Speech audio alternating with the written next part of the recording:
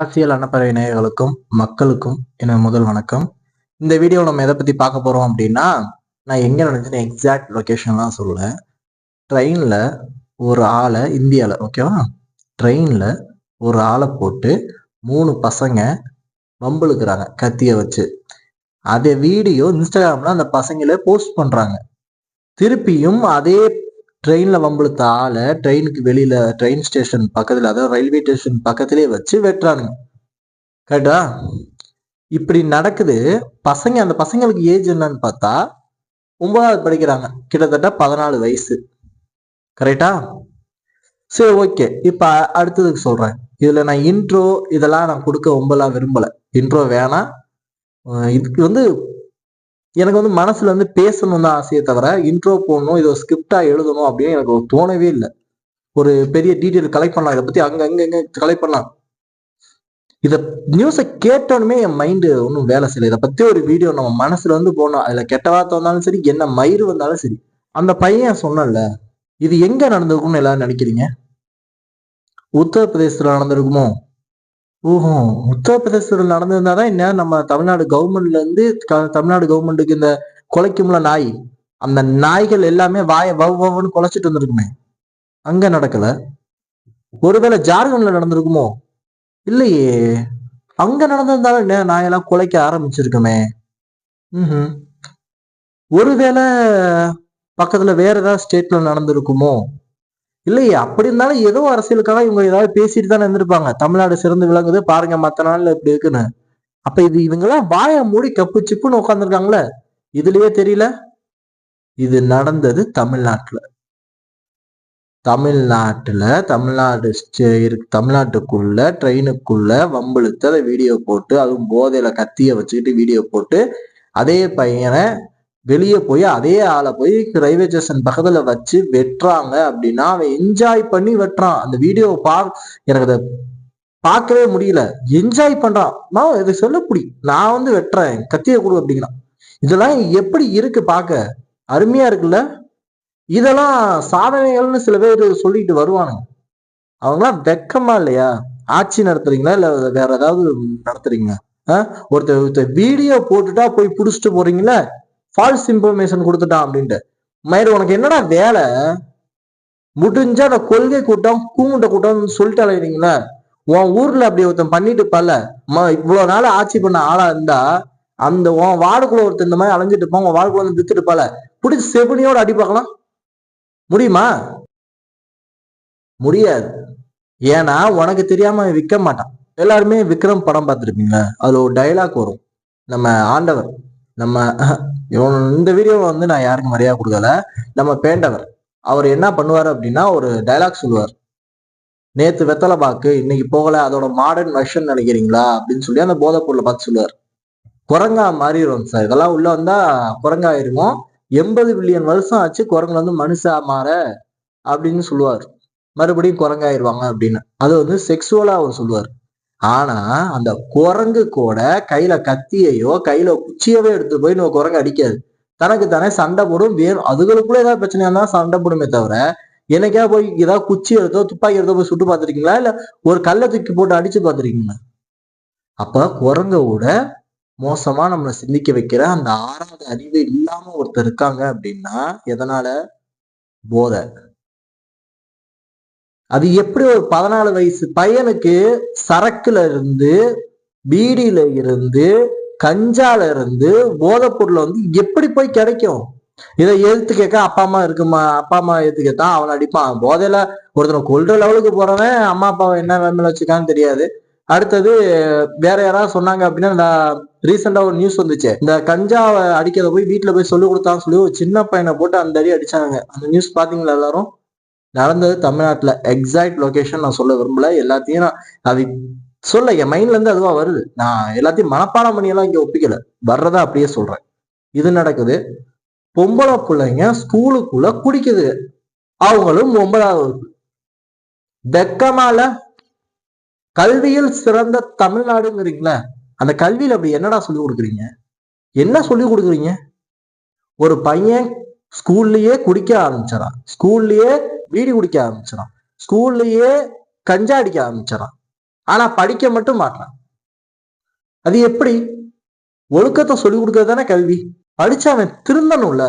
அதுக்குதான் பள்ளிக்கூடத்துக்கு அனுப்புறோம். நார்மலா இங்க இருக்க மோட்டத்தனமா இருப்பாங்க அப்படின்னா படிச்சவன் கொஞ்சம் யோசிப்பான், அடுத்தவங்களை பத்தி யோசிப்பான், நம்மளுக்கு எதுக்க இருக்கவனும் மனுஷன்னு யோசிப்பான் அப்படிங்கறதுக்காக தான் படிக்க அனுப்புவோம். பேசிக் ஒழுக்கங்கிறது பேசிக்.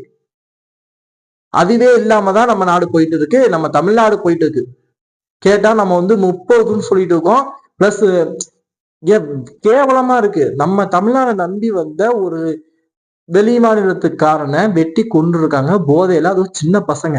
அவங்களும் மனுஷன் தான்டா. அவங்க மேல வெறுப்பு காட்டுறதுக்கோ அவங்கள பொதுவா சொல்றேன், சில பேத்துக்கு வந்து ஹிந்திக்காரன் ஹிந்திக்காரன் சொல்றீங்கல்ல, சொல்றேன். ஆனா அவன் இடத்துல அவனுக்கு வாழ்வாதாரம் கிடைக்கல.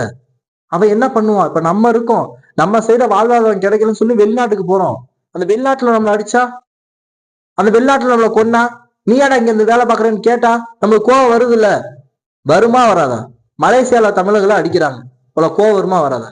இதுவே ஒரு தமிழனுக்கு நாட்டுல ஏதோ ஆயிருந்துச்சு அப்படின்னா உனக்கு கோவம் வருமா வராதா? மீடியாஸை கேட்கிறேன், மீடியாஸையும் கேட்கிறேன், அந்த ஆளுங்கட்சியும் கேட்கிறேன். வாயை திறக்க மாட்டீங்க. அதை பத்தி இப்படி ஒரு நடக்கல. இதே ஊபில நடந்திருந்தா மீடியா ஹெட்லைன் ஆக்கியிருக்கும். டிஎம்கே சொங்குவா எல்லாமே வாயை திறந்து ஒரே மாதிரி போஸ்டிங், அந்த இந்த அட்டாக் பண்ணுவாங்க பாருங்க, ஒரே மாதிரி அட்டாக் போட்டு ஒரே மாதிரியே ஒரு நேரத்துல 1,00,000 போஸ்ட் போடுவாங்க. அந்த மாதிரி போட்டு கிழிச்சிட்டு இருப்பாங்க. வெக்கமா இல்லையாடா? குடிக்க நார்மலைஸ் ஆயிட்டு வருதுடா. வீட்டுக்கு 3 பேர் குடிக்காங்க, ஒருத்தன் குடிக்காம இருக்கான்டா. நாளைக்கு அவனும் குடிக்க ஆரம்பிச்சிருவான். உன் புள்ள பிறக்கும், பால் டப்பால என்ன சரக்க ஊத்தி குடிப்பியா?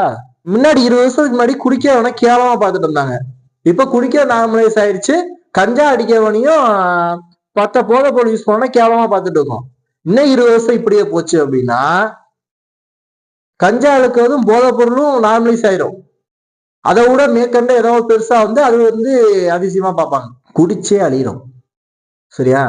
நான் வந்து சின்ன பசங்களை போய் நான் எதுவும் சொல்ல விரும்பல. பசங்களா படிங்க அப்படின்னு தான் சொல்ல முடியும். அவங்கள திருத்தணும் அப்படின்னா இப்ப இருக்க இந்த யங் ஜென்ரேஷனால தான் முடியும். அது எந்த கட்சியா வேணா இருந்துட்டு, திமுக, அதிமுக, பிஜேபி, நாம் தமிழர், இப்ப டிவிகே, எந்த கட்சியா இருந்தாலும் இருக்கட்டும், தான் கல்ல பாக்குற ஒவ்வொரு பையனும் திருத்த ஆரம்பிங்க. வேற வழி இல்ல. அவனுக்கு எடுத்து சொல்லி இந்த கவர்மெண்ட் ஒன்னும் புடுங்க போறது இல்ல. பரம்பரையா ஓட்டு போட்ட கவர்மெண்ட் ஒன்னும் புடுங்க போறது இல்ல.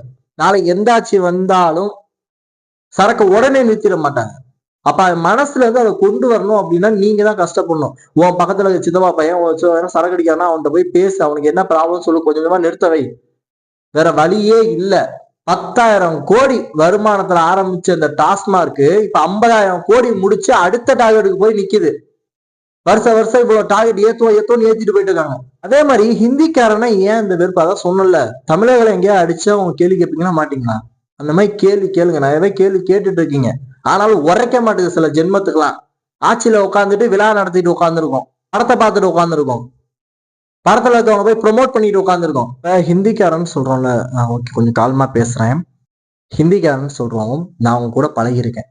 பழகிருக்கேன் மீன்ஸ் எல்லாருமே தப்பா இதை கூட தப்பா எடுத்து போட்டு தலைவான ஆசிரியர். அவங்க கூட வந்து வேலை பார்த்திருக்கேன். அவங்களுக்கு மேல சுப்பீரியரா ஒரு சூப்பர்வைசரா வேலை பார்த்திருக்கேன், இன்சார்ஜா வேலை பார்த்திருக்கேன். வேலை சொன்னா செய்வானுங்க. தம்பி ரொம்ப அர்ஜென்ட் ஆடுறா அப்படின்னு சொன்னா செஞ்சு கொடுத்துட்டு போவானுங்க.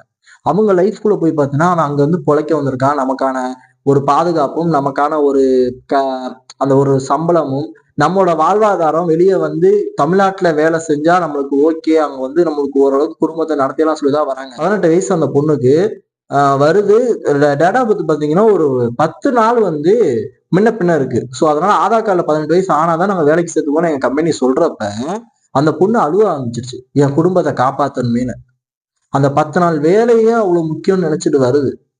அதே மாதிரி அவங்களுக்கான ஓட்டு உரிமை இங்க கொடுக்க கூடாதுன்னா கொடுக்க கூடாது. ஏன்னா அவங்க அங்க ஓட்டு போடுறப்ப அவங்க கோவத்தை அங்க காட்டுறப்பதான் அவங்களுக்கான வாழ்வாதாரம் அங்க மாறும். சோ ஆனா அவங்களுக்கான சாப்பாடு இந்த மாதிரி விஷயத்த கொஞ்சம் ஏற்பாடு பண்ணி தருது கவர்மெண்டோட வேலை. ஓட்டு உரிமை கொடுக்க கூடாது, அதை நானும் ஸ்டாண்ட் நிக்கிறேன். அது எனக்கு எந்த மாற்றமும் கிடையாது. அங்க இருந்து வரவங்களுக்கு ஓட்டு உரிமை அதிகமா கொடுக்க கூடாது. ஏன்னா அவங்க வாழ்வாதாரம் அங்கதான் மாறணும், இங்க மாற தேவையில்லை. ஏன்னா இங்க வந்து நம்ம பாதுகாப்பு கொடுக்கலாம், நம்ம வந்து வேலை செய்வாங்க, அவங்களுக்கான பாதுகாப்பும் அவங்களுக்கான ஒரு சின்ன வாழ்வாதாரம் அமைச்சு கொடுக்கலாம். ஆனா அவங்க வாழ்வாதாரம் அவங்க இருக்க இடத்துல மேம்படணும் அப்படின்னா அவங்க கையில ஓட்டு அவங்க ஊர்ல இருந்து அவங்க ஊரை மாத்தணும். சோ அந்த ஸ்டாண்டர்ட்ல இருக்கேன். மத்தபடி அவங்களை வெறுக்க வேணாம்னு சொல்றேன். சில பேர் பண்ற அரசியல் தான் இதுக்கெல்லாம் காரணம். சோ வெறுக்க வேணாம். வெறுக்க வேண்டியது அரசியல்வாதிகள். அவங்கள விட்டுருங்க, அவங்கள வெறுக்காதீங்க. அவங்கள நான் பழகி பார்த்துருக்கேன். அவ்வளவு உயிரா தான் இருப்பாங்க. ஒரு ஒருத்தவங்க அழுதுட்டு உட்காந்தா, ஒருத்தர் தலைவலின்னு உட்காந்தா, அவங்க கேரிங் எப்படி இருக்கும்னு நான் பார்த்துருக்கேன். நீ உண்மையா சொல்லப் போனா இதுல எ- அசல் மொழிக்காரன், அசல் வேற லாங்குவேஜ் பேசுறவன், அடுத்த ஊருக்காரன் அப்படிலாம் நீ பார்க்காத, வெறுப்ப விதைக்காத, வெறுப்பு இன்னும் வந்துகிட்டே தான் இருக்கும். அந்த பையன் முதல்ல அதான் நினைச்சிருப்பான், ஹிந்திக்காரன்டா, ஈஸியா வம்பிழுத்துக்கலாம்டா, யாரும் கேட்க வர மாட்டாங்கடா, அப்படிதான் நினைச்சிருப்பான் அந்த பையன். மொத அப்படிதான் நினைச்சிருப்பான். அவனும் மனுஷன் தான்டா, அவன் மனுஷன், நீதான் இப்ப குரங்கு மாதிரி இருக்க. அந்த நேரத்துக்கு இப்ப நம்ம கிட்டத்தட்ட நிறைய பேர் நம்ம எப்படியும் குறைஞ்சது ஒரு 5 லட்சத்துக்கு மேல ஹிந்திக்காரங்க நம்ம ஊர்ல இருப்பாங்க, நம்ம தமிழ்நாட்டுல. அவன் மனசுல நம்மள இப்ப எப்படின்னா நினைச்சிருப்பான், நம்மளை பார்த்தா பயப்படுவான். நம்ம என்ன பூதமா? கேவலமா இல்ல சின்ன பசங்க இப்படி வெட்டி கொண்டுட்டாங்கன்னு சொல்றதுக்கு? அதே மாதிரி இந்த சின்ன பசங்களுக்குலாம் ஒண்ணு சொல்லிக்கிறேன், ஓகேவா? பெரியவங்க கொஞ்சம் திருத்த பாருங்க, பக்கத்துல இருக்கவங்க திருத்த பாருங்க. எவனா கஞ்சா அடிக்கிறவன் கொண்டு வந்தானா பட்டான்னு இழுத்து கொண்டு வந்து அங்க எங்க பசங்க யாராவது இருந்தா அவங்க கையில ஒப்படைங்க. 4 பேர் செத்தாலும் பரவாயில்ல, நம்மள தொட்டா சாவடிப்பானா அது இன்னும் கொஞ்சம் பைபிள். நான் இப்ப இருக்கேன்னா நான் போய் அதை சொன்னனால என்னை வந்து வெட்டுறான் அப்படின்னா, இதனால இன்னும் அவனை அரெஸ்ட் பண்ணி அவனால ஒரு 100 பேர்த்த அரெஸ்ட் பண்ணி அந்த கஞ்சா உள்ள வராம இருந்தா எனக்கு சந்தோஷமா சாமி. ஃபியூச்சர் நினைச்சா ரொம்ப பயமா இருக்கு. ஒரு சைடு உமன்ஸ் நினைச்சா எல்லாம் இந்த கிளாமர் இந்த மாதிரி அடிக்ட்ல போயிட்டு இருக்காங்க எல்லாரும், அதை நினைச்சா பயமா இருக்கு. இந்த சைட்ல பார்த்தா இப்படி பயமா இருக்கு. டேட்டிங் ஆப்னு கொண்டு வந்து உள்ள விடுறாங்க. டேட்டிங் ஆப் நீங்க வாங்க உள்ள பேசுங்க சம்பாதிங்கன்னு சொல்லி அப்படி பண்றாங்க. ஆன்லைன் பெட்டிங், இப்படி எக்கச்சக்கத்தை கொண்டு வந்து ஒரு நம்மள யோசிக்கவே கூடாத அளவுக்கு உள்ள கொண்டு வந்துறான். கவர்மெண்டே குடிக்கவும் வைக்கும்.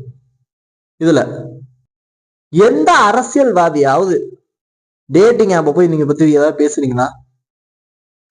ஓப்பனா ப்ராஸ்டியூஷன் பண்றான், இஷ்டத்துக்கு பேசலாம் வரீங்களா நைட்டு அப்படின்னு. அதை எவனாவது போய் கேக்குறீங்களா? கிடையாது. அதே மாதிரி சின்ன பையன் போய் குடிச்சிட்டு இருக்கான், அது நியூஸ்ல எவனாவது டிபேட்ல ஹெட்லைனா நீ போடுறியா? கிடையாது.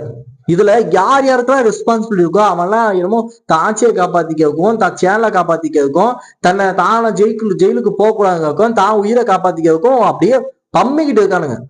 அப்படி பம்மிக்கிட்டு இருக்காம இருந்தா நீங்க அந்த வேலையை செய்ய தேவையில்லை. இதெல்லாம் நினைச்சாவே கொஞ்சம் அருவருப்பா இல்லையா? குடிக்கிற எல்லாத்துக்கும் நான் சேர்த்தா சொல்றேன்.